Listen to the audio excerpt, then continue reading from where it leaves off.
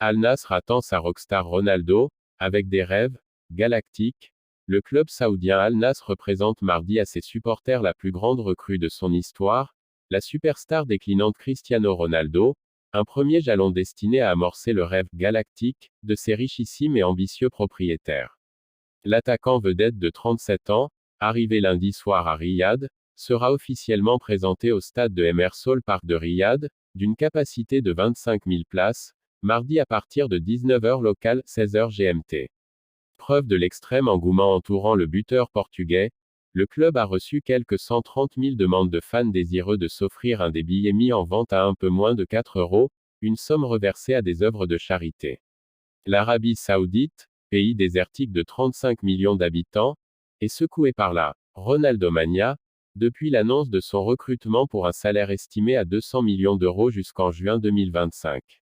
Les routes principales de la capitale ont été habillées de panneaux Allah Welcome Ronaldo. Les supporters font la queue dans la rue pour acheter le maillot d'Al Nassr et le floquer du nom de la star portugaise et de son emblématique N7. Le compte Instagram du club jaune et bleu a gagné des millions de suiveurs en quelques heures. L'Asie n'a jamais rien vu de tel, relate le quotidien anglophone Gulf News basé à Dubaï.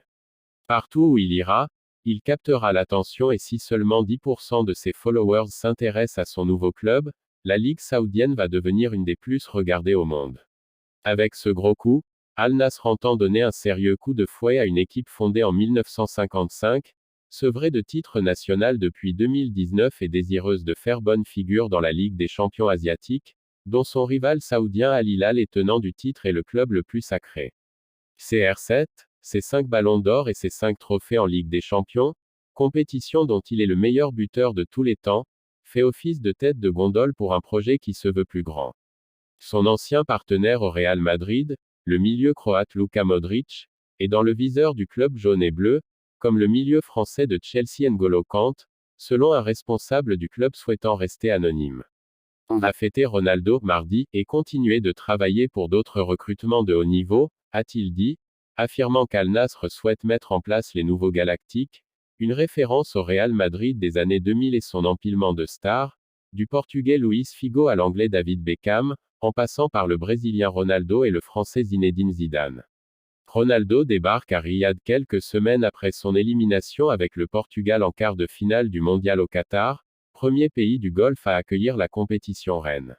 L'Arabie Saoudite rêve d'imiter son riche voisin, avec une candidature possible pour l'édition 2030 avec l'Égypte et la Grèce.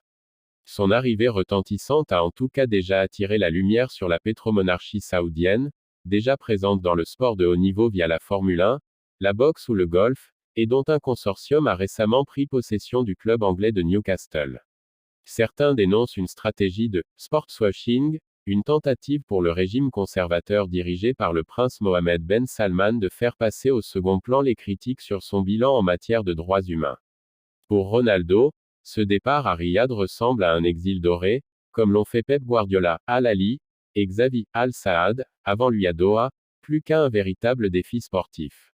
Au sein du club jaune et bleu, il sera dirigé par le français Rudy Garcia et côtoiera sur la pelouse d'anciens pensionnaires de Ligue 1 comme le gardien colombien David Ospina, le milieu brésilien Luis Gustavo et l'attaquant camerounais Vincent Aboubakar.